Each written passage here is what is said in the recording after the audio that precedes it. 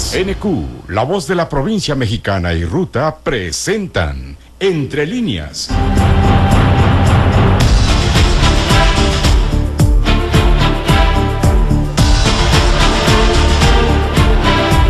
Un espacio de reflexión con entrevistas e información. Con el periodista Juan Carlos Ortiz Castro.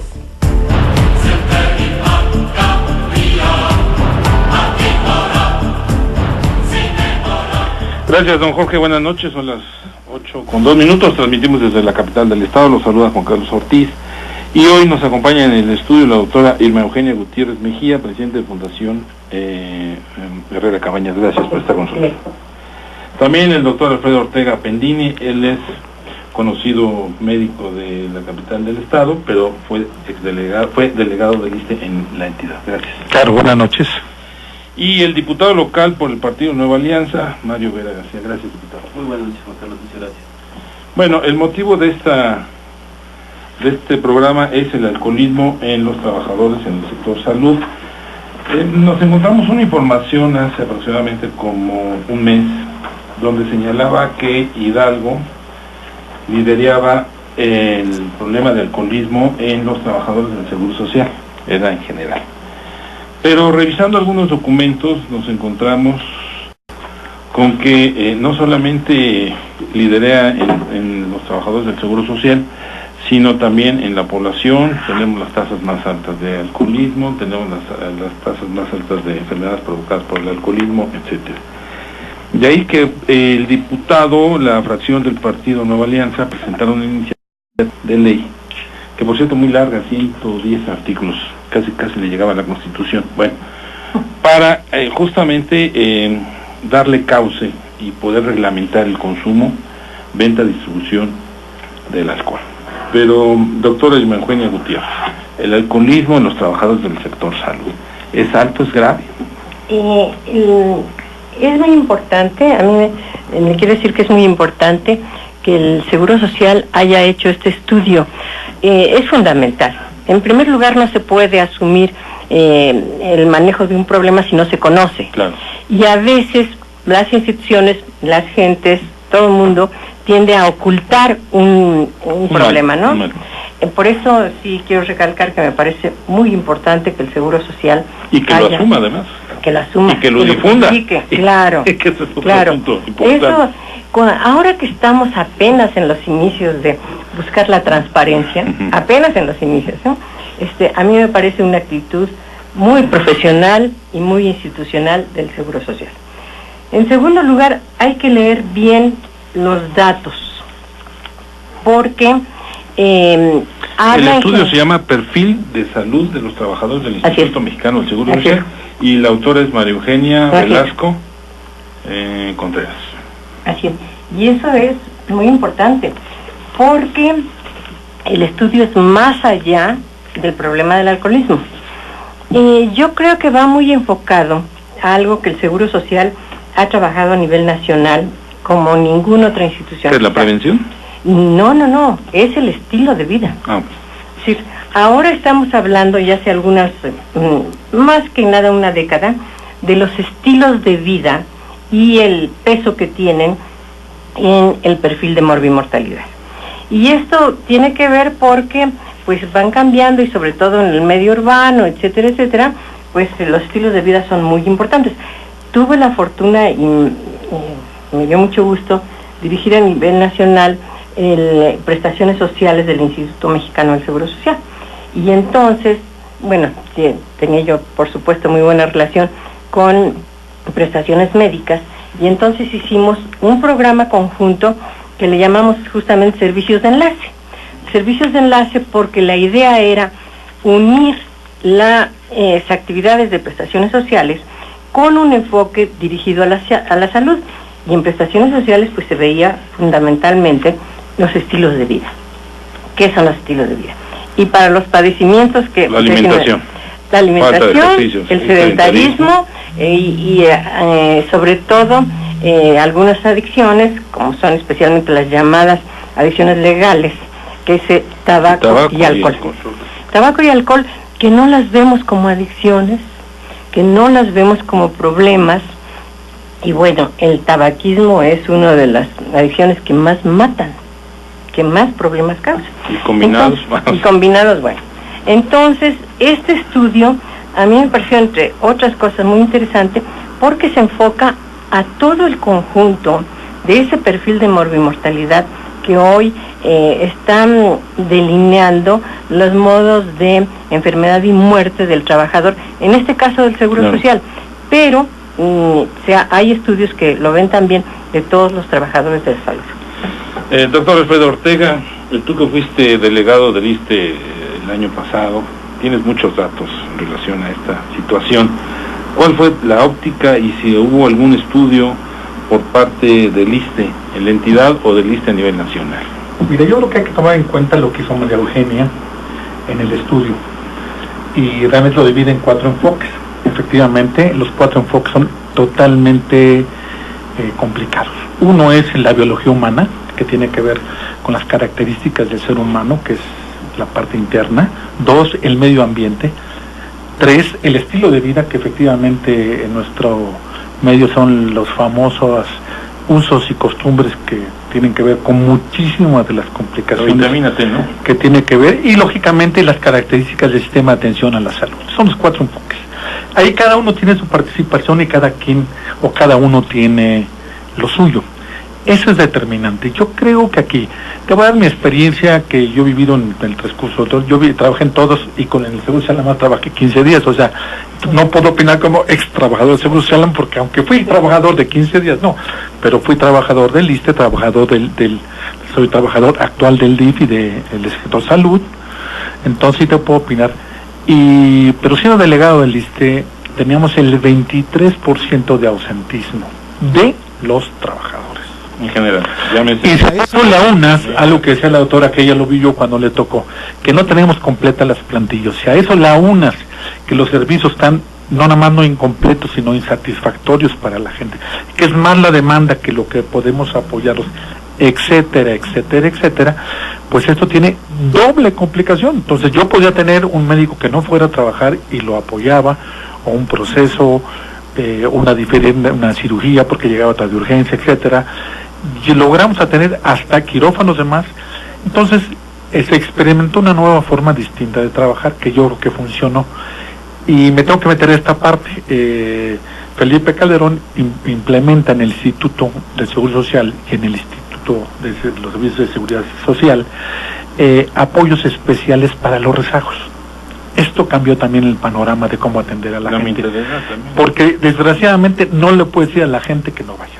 Otro ejemplo clásico que yo viví y me cuesta, por ejemplo, en el ISSSTE tienen 40 días económicos permitidos, en el salud 24, en el Seguro Social otro tanto, etcétera, y así sucesivamente. Entonces son legales, son permitidos. El ausentismo generalmente es provocado por el alcoholismo.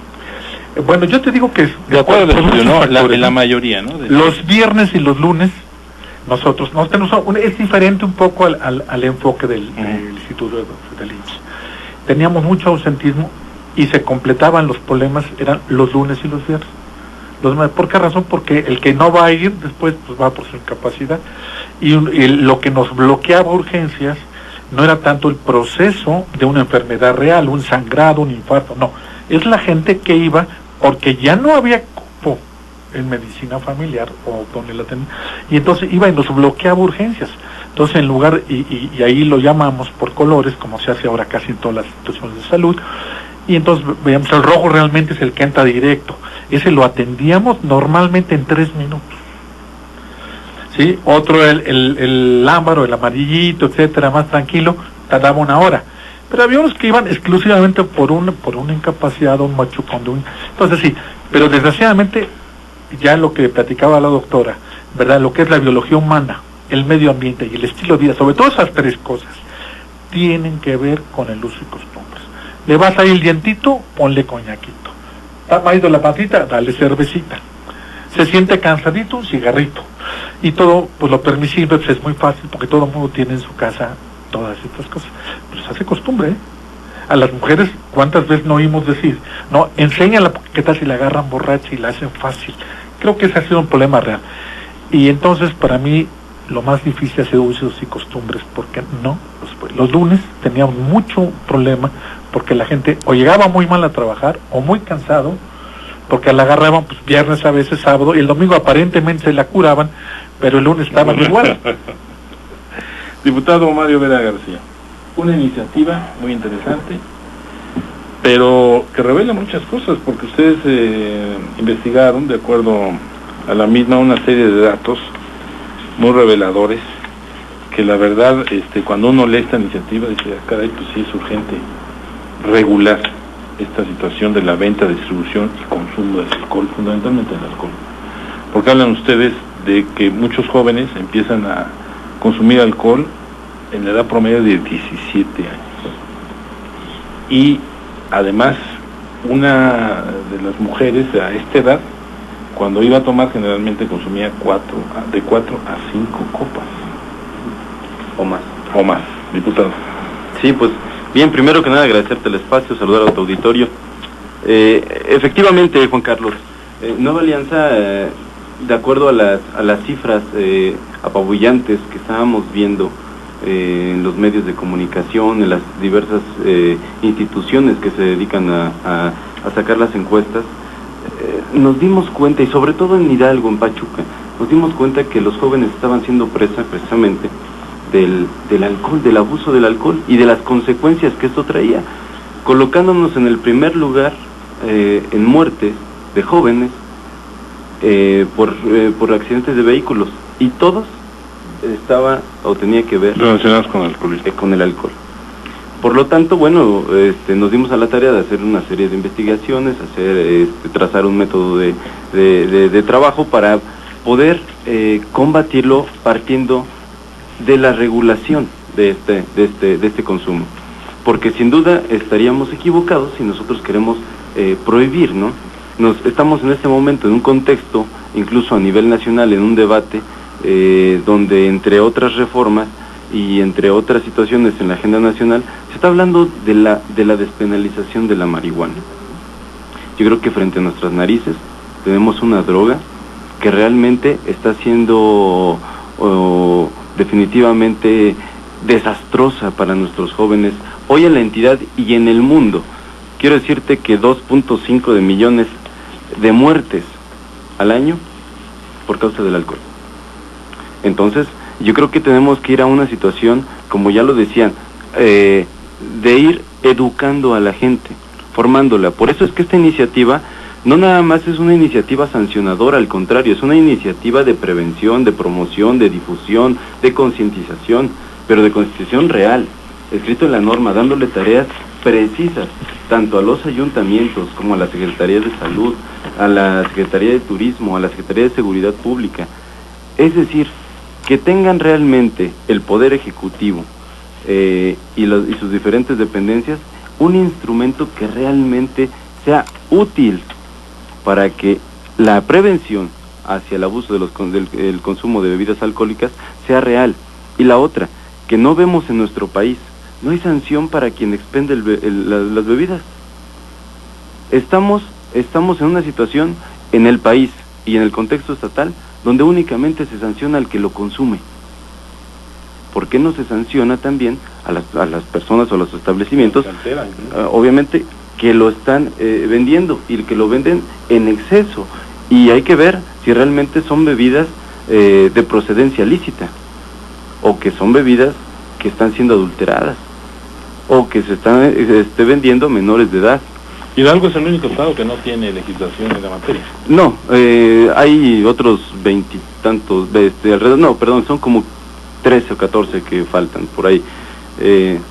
Sin duda tenemos que dar este paso nosotros también. Son alrededor de 14, 15 estados que ya tienen legislación en esta materia, y que obviamente no nos podemos quedar atrás en la parte de la regulación y de la venta, por supuesto, y en la reducción del exceso. Justamente hoy el alcalde de Pachuca hablaba de los accidentes viales, más de 2.500 en lo que va del año, y asociaba estos accidentes en una gran parte al consumo de alcohol, sobre todo en los jóvenes. Decía que son los jóvenes los que más propician estos accidentes. Así es. Quiero tocar este punto y quiero, en primer lugar, reconocer, porque he visto en el Ayuntamiento de Pachuca, en la administración, a través de la instancia de la juventud, por cierto, que ha sido promotora de pláticas directamente a instituciones, ha sido concientizadora con jóvenes en universidades. Hemos estado presentes en estos eventos con el presidente Eleazar y con sus instancias, que de alguna forma lo aplaudo y qué bueno, pero todavía hay que ir más allá. Hay que ir a la cultura desde los niños, desde los primeros pasos. Pero si tenemos el de usos y costumbres. Claro.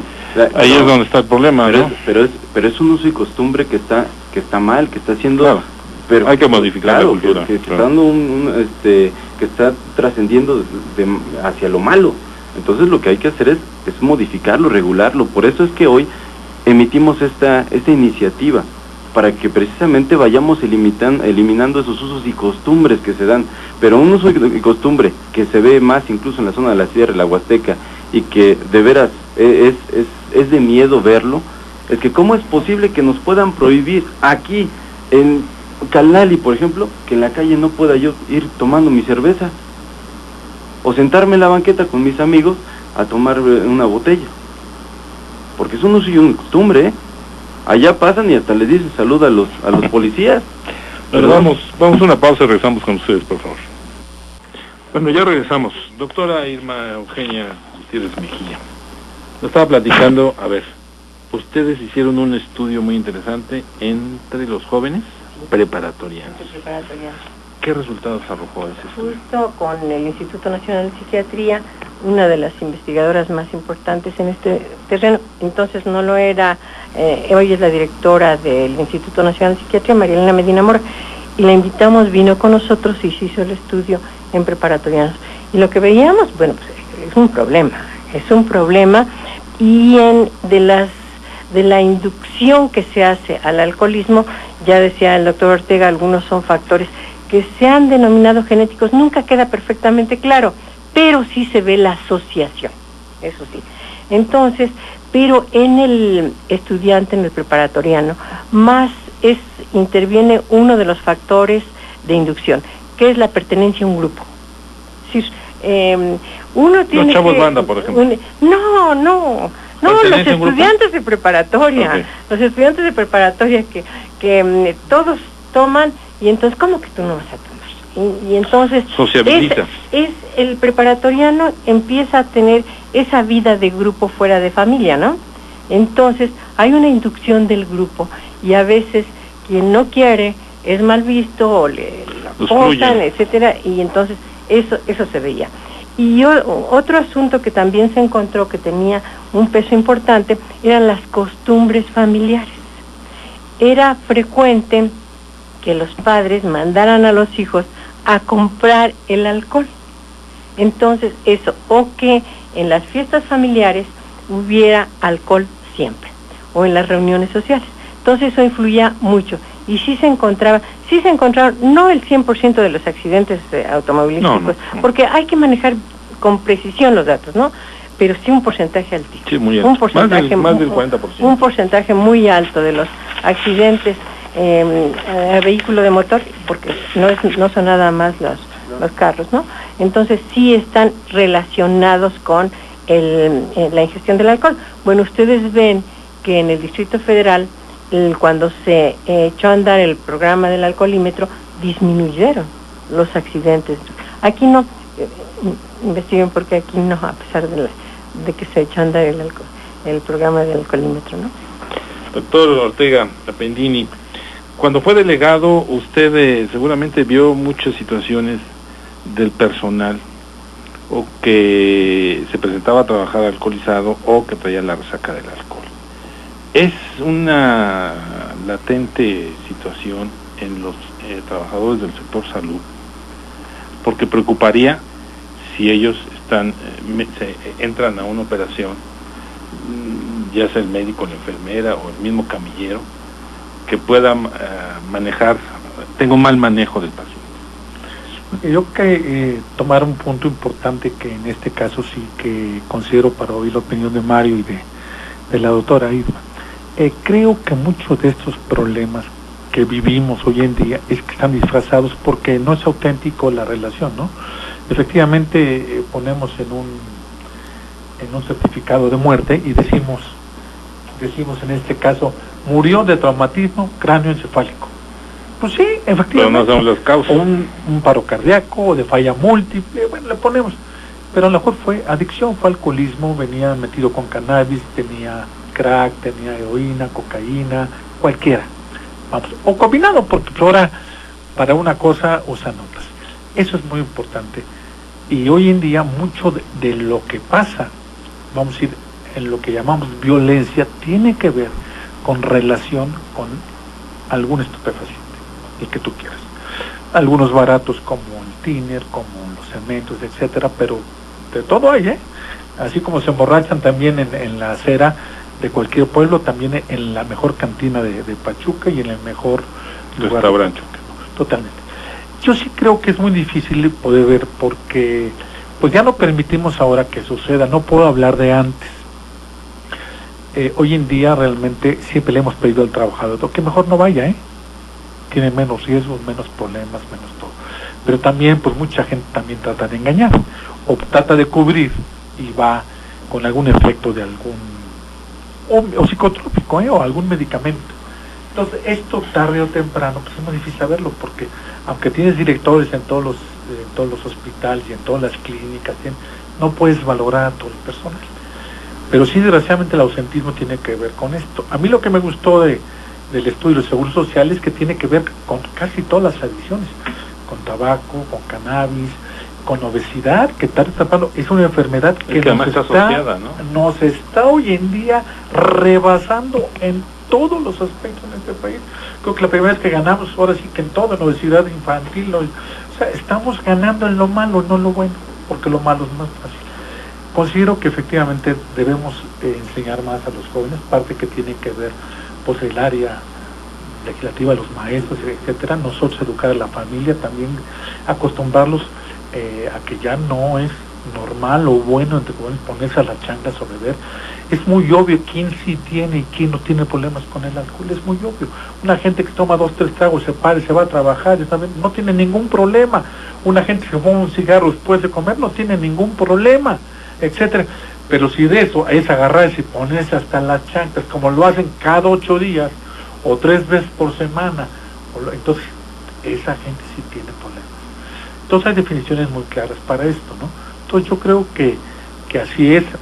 No puedo decirte ahora, nosotros tratamos siempre en el instituto de no permitir que la gente que tuviera algún supuesto psicotrópico o algún consumo adictivo en alguna cosa lo sea, porque al final lo hemos manejado como una enfermedad y la gente que lo ha tenido, como lo tuvimos con empleados de salud y en el ISSSTE, los mandamos a terapia y a trabajo y creo que ha funcionado. Bueno, el 45% de los casos de urgencias que son atendidos en el Hospital General de Pachuca se deben a accidentes ocasionados por el consumo de alcohol, de acuerdo al mismo secretario Pedro Luis Noble Monterrubio. Y dentro de la iniciativa de ley que presentaron el Grupo Nueva Alianza, me llamó la atención que el consumo o el alcohol que más se consume en Hidalgo es la cerveza. Y uno diría, pues no queda el pulque. Son datos duros que a veces como que uno no entendería. Pero vamos a una pausa y regresamos, diputado, para que usted nos conteste esta situación, por favor. A ver, ya regresamos.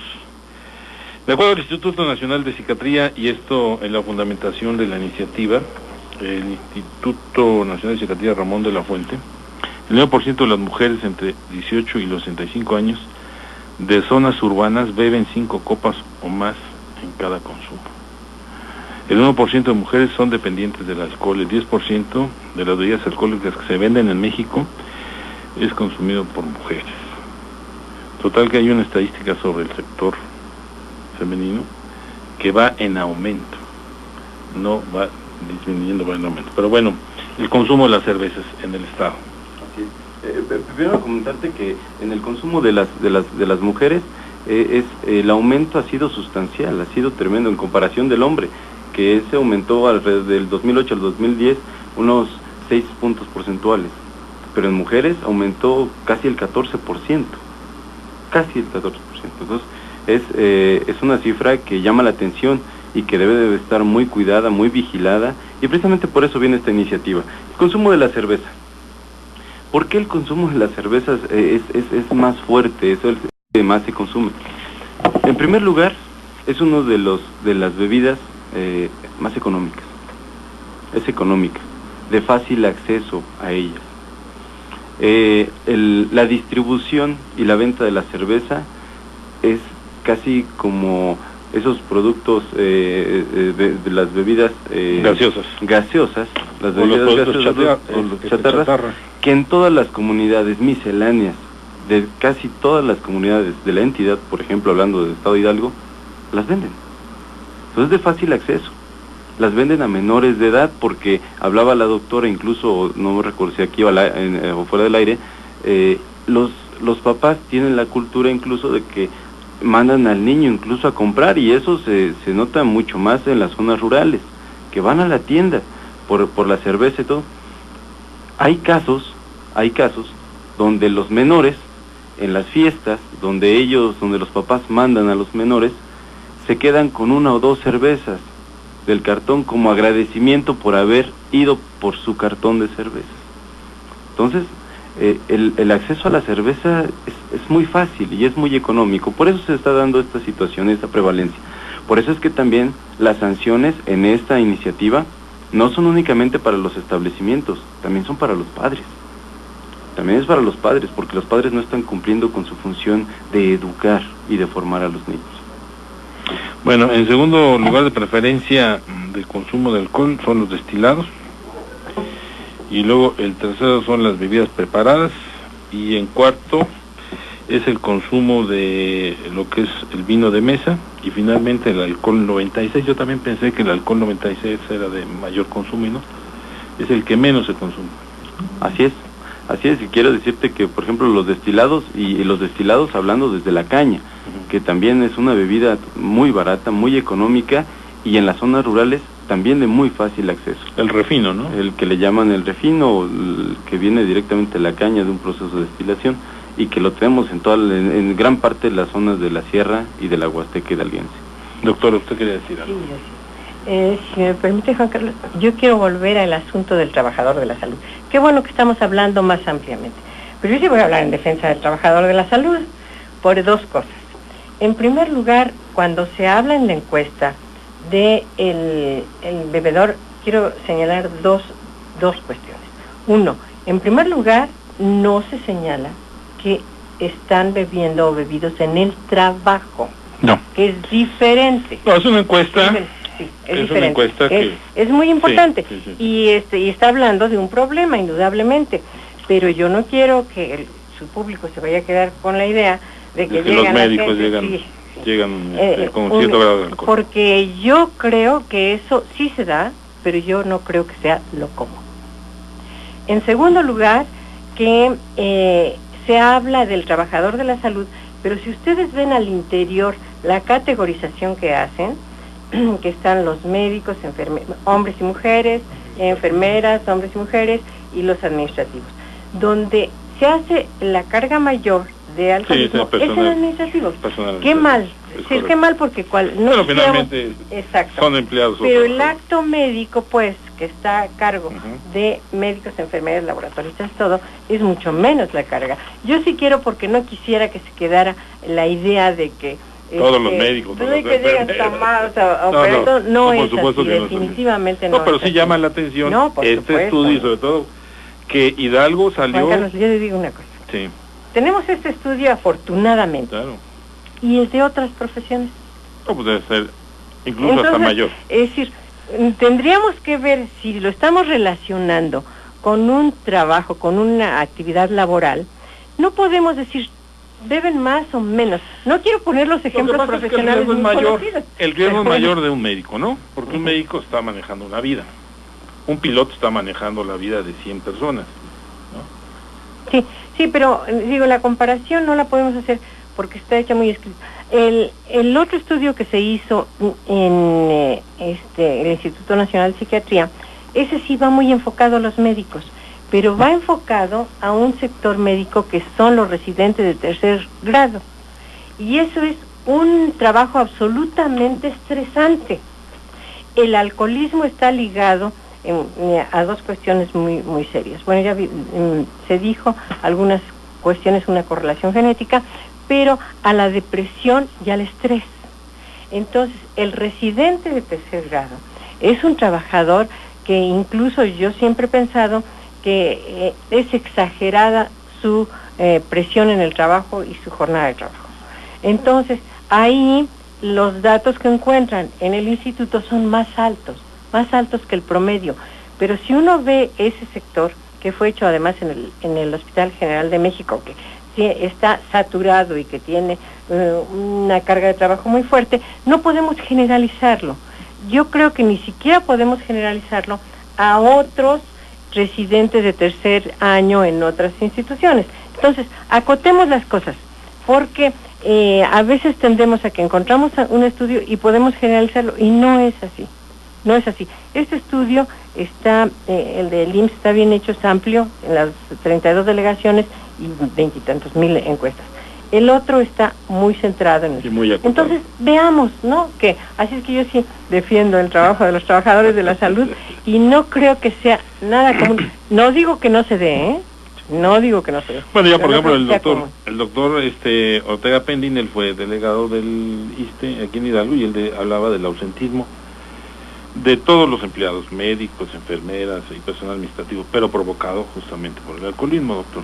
Bueno, lo que pasa es que el Seguro Social, como dijo la doctora, se divide en tres áreas fuertes. Unos son médicos, otros es enfermeras, y luego ya viene administrativo, técnicos, asistentes médicos, terapistas, choferes, intendencia, maestros y trabajadores sociales. O sea, y a cada quien le va dando su punto, ¿no? Yo tuve que generalizar porque no teníamos la capacidad de ser tan específicos como ellos cuando hicieron el estudio. Pero sí, efectivamente, muchas de las causas tienen que ver por otra cosa, que es una causa que vimos frecuentemente, es el famoso ejercicio del fin de semana.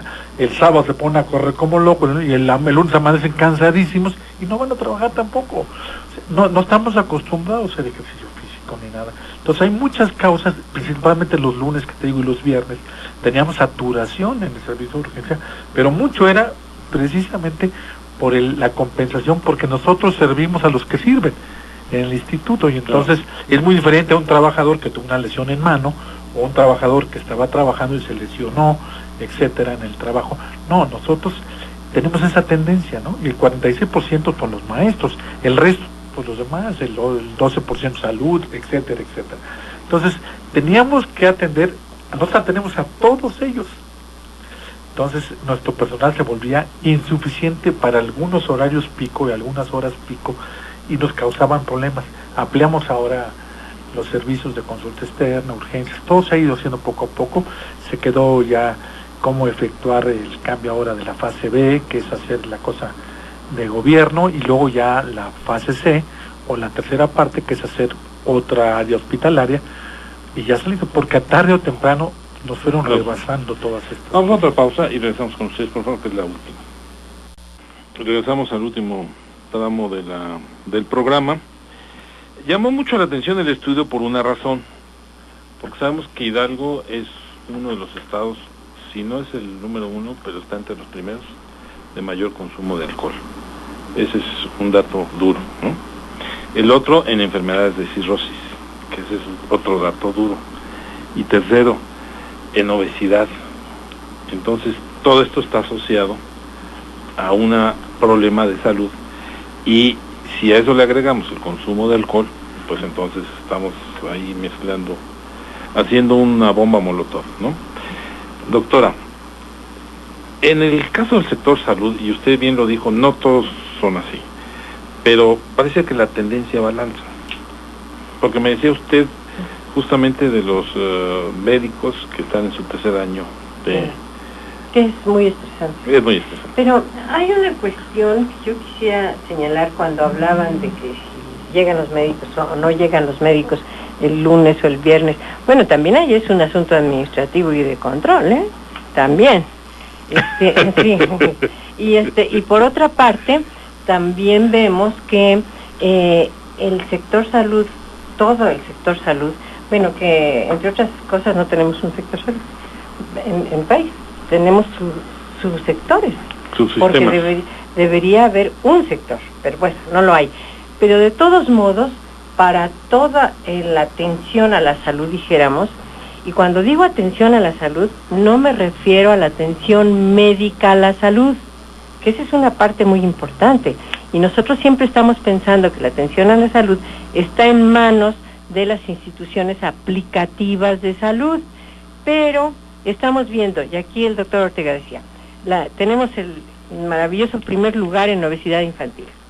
Bueno, yo fui directora de salud pública en el Distrito Federal, entonces me encontré, teníamos una parte de salud escolar, me encontré escuelas que no tenían patio. Si estamos diciendo que uno de los problemas es el sedentarismo, la falta de ejercicio, y si no se empieza desde los primeros años de vida, pues eso también es falta de atención a la salud. Y antes, usted se acordará, el profesor de educación física había mucho más, suficientes, etcétera, eran muy reconocidos todos. Hoy no, hoy ni siquiera son los necesarios. Entonces, todo esto de la atención a la salud, incluyendo las etapas previas de tener canchas, tener albercas, etcétera, tenemos que verlo, y no hay la dedicación suficiente del presupuesto nacional. Yo siempre pongo el ejemplo de países con semejante grado de desarrollo que nuestro país, o menos, que dedican un mayor porcentaje de su Producto Interno Bruto a la atención a la salud, y a la atención médica, ya no digamos a lo demás. Entonces, pues no es posible, ¿no? No es posible, porque efectivamente los servicios médicos están saturados, pero no nada más porque falten el lunes y el viernes, sino porque faltan médicos, faltan enfermeras, falta personal. Sí, falta incluso hasta camas. Claro. En urgencias, por supuesto. ¿No? Doctora Penny. Mire, yo creo que lo que se ha hecho en las 35 delegaciones, o lo que se hizo tanto en el ISSSTE como en el Seguro y en todas las partes donde se han hecho estudios, siempre se ha considerado que hay muchas situaciones que no son tan detectables. Lo que sí se vio, y que pues lo estamos viviendo en todos los sentidos también, es que aparte de que Hidalgo fue la número 1 en cirrosis, también desconozco por qué, pero también fue en salud, fue en el ISSSTE y fue en el Seguro. O sea, algo tiene que ver y que algo tiene que ser también. Sí. Y no creo que haya salido cirrosis nada más porque pues, salieron a la calle y volvieron una cerveza. No, pero le digo por qué fue lo que en primer lugar en cirrosis. Pero fíjate, hicieron un estudio en Oxford, y entonces al azar tomaron 100 gentes, hombres, mujeres, jóvenes, de todas las edades, etcétera. Es un estudio muy subgéneris, que a mí me ha impactado a la fecha de hoy, muy subgéneris. Gente que ha bebido, gente que no había bebido, y a todos les dieron 3 whiskies. ¿Sí? Y el 87% tuvo inflamación del hígado, le hicieron biopsia.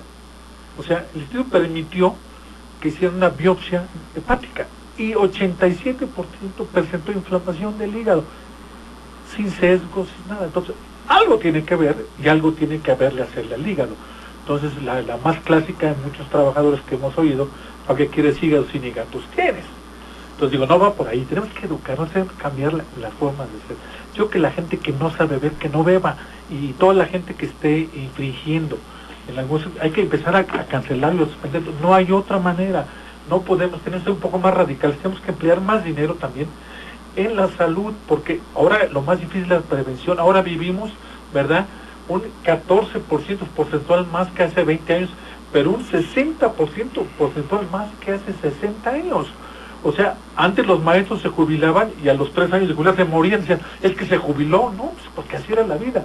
Pero ahora hay maestros, o hay médicos, o hay gente que se jubila a los 45, 50 años y se echa 30 años más. Entonces tenemos que ir pensando todas esas cosas, y eso es prevención, eso es administración de salud, eso es todo aquello que nos tiene que ayudar. Pero necesitamos todos de todos. Desgraciadamente, para mí es muy poco lo que dijo Pedro Luis Noble, el 40 y tantos. Yo lo que viví, yo estuve en el servicio de urgencias antes de irme ser regidor en el ayuntamiento y luego delegado, servicio de urgencia, y yo creo que era como un 60% que tenía que ver con el alcohol. Y de ese 60%, el 90% eran jóvenes. Eso es un hecho. Entonces tenemos que ir, ¿verdad?, ya directamente al problema real, que es los jóvenes entre 16 y 22, 24 años, ir a pegar a eso, ir a limitar las cosas, ir contra todos aquellos que infrinjan sobre ese detalle. Yo creo que ahí sí podemos hacer, y si cuesta, no importa. Siempre es mejor gastar en una prevención que en después en algo. Nos pasó ahora con la obesidad y nos va a pasar con otras muchas más.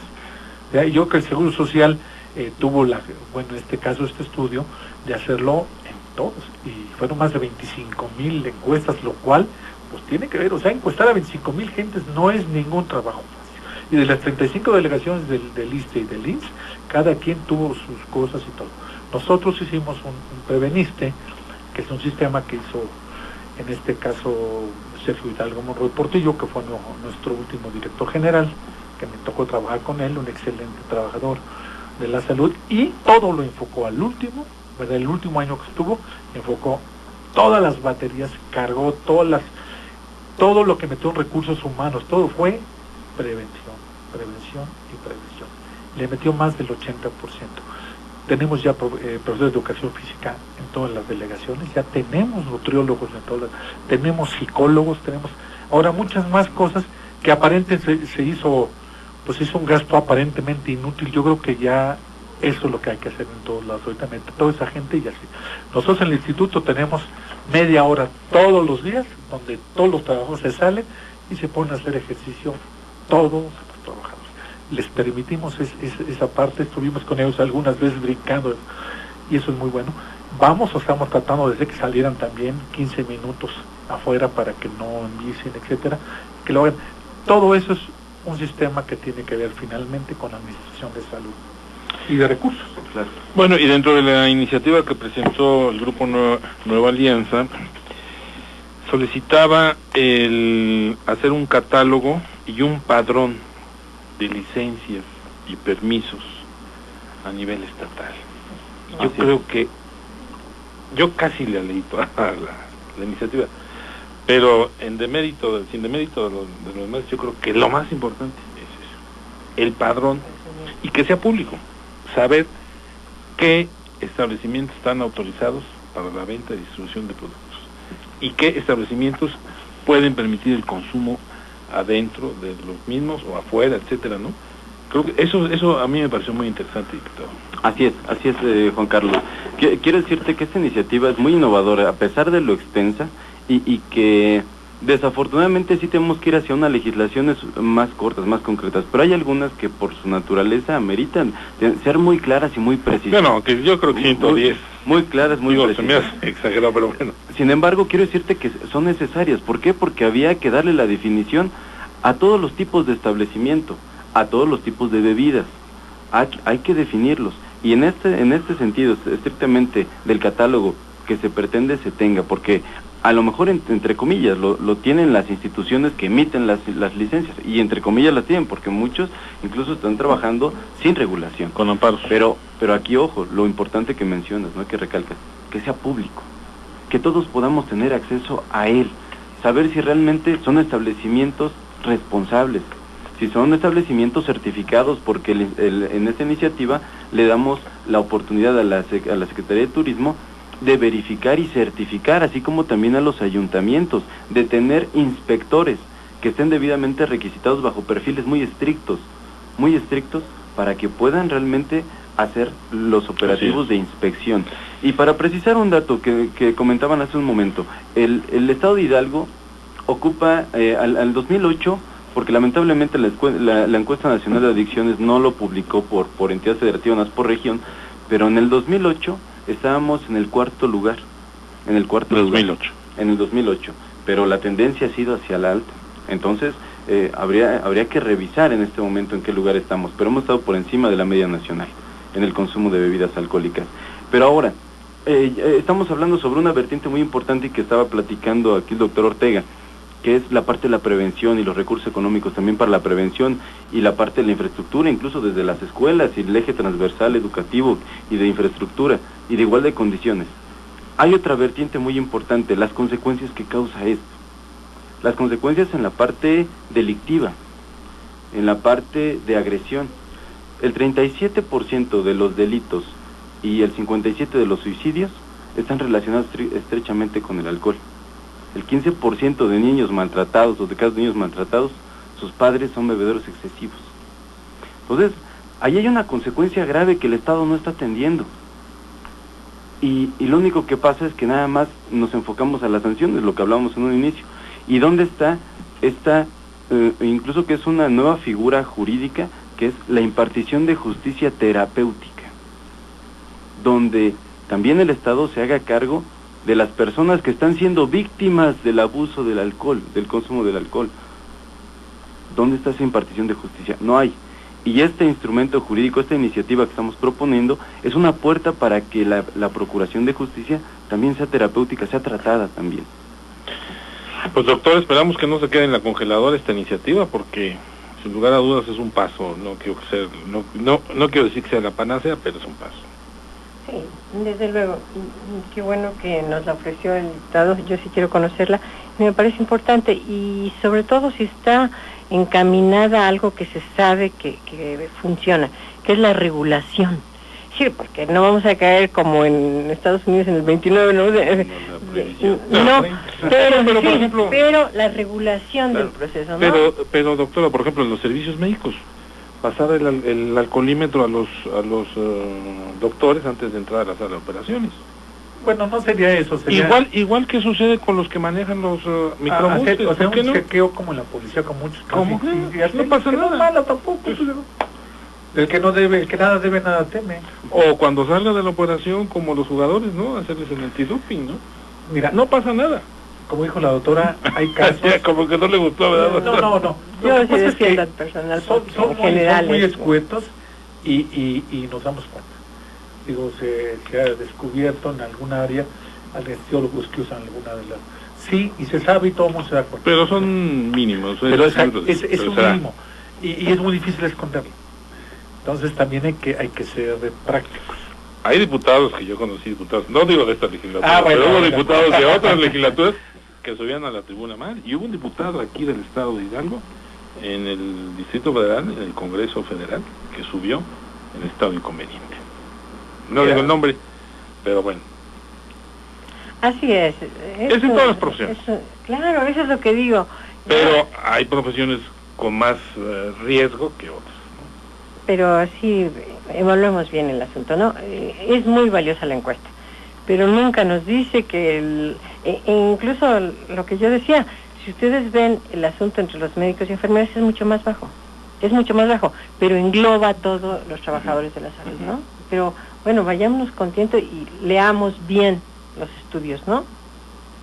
No caigamos en el amarillismo. Sí, así es. Ni sancionar genéricamente a los trabajadores, ¿no? Lo que pasa es que había una encuesta nacional que manejaba, y precisamente de las personas que bebían más eran lógicamente licenciados, arquitectos, médicos, por eso estaban en el estándar alto. Entonces hoy efectivamente tiene que ver mucho con la carga de la presión, etcétera. Pero eso no significa que lleguen a ejercer su profesión en el Estado, sino gente que a lo mejor toma más fuerte o alguna cosa, etcétera, etcétera. Pero tampoco sería malo, ¿verdad?, que checáramos, pues que generalmente, entonces, sobre todo la gente que tengan más que pilotos de aviación, mismos maestros, todo, que se haga un cheque leído, que le vemos a ver cómo anda de consumo en su cuerpo, a ver si no tiene ninguna sustancita rara por ahí, ¿no? Ya nomás para terminar, acuérdense ustedes del año pasado, antepasado, que se acusó a un político de primer nivel de este país que sufría alcoholismo y que fue un escándalo a nivel nacional. Inclusive varios diputados de partidos de oposición se pararon frente a la tribuna y dijeron: a ver, señor, revisemos si está tomando las decisiones en estado inconveniente o la está tomando bien. Bueno, por eso lo decía. Pues gracias a la doctora Irma Eugenia Gutiérrez Mejía, presidenta de la Fundación Herrera Cabañas. Muchas gracias. No, Juan Carlos, al contrario, muchas gracias por la invitación. un tema muy interesante. Gracias también al doctor Alfredo Ortega Pendini, exdelegado del ISSSTE y médico muy conocido aquí en la capital. Y también te saludo a Natalie. Gracias. Y también al diputado Mario Vera García, diputado por Nueva Alianza. ¿Ya se van, diputado? Así es, ya estamos el domingo cerrando la legislatura. Así es, agradecerte a ti, por supuesto, y a todo tu auditorio que nos permitió llegar a sus hogares con estos temas tan interesantes. Y gracias a mis compañeros aquí en Pachuca, don Jorge Martínez, allá en Tulancingo, don Memo Ortega, y a Jaciel Velázquez y Celso García, que sea posible la transmisión vía televisión. Gracias, buenas noches, se despide Juan Carlos Ortiz. Bueno. Muchas gracias. NQ y Ruta presentaron Entre Líneas. Con el periodista Juan Carlos Ortiz Castro, te esperamos en nuestra próxima emisión.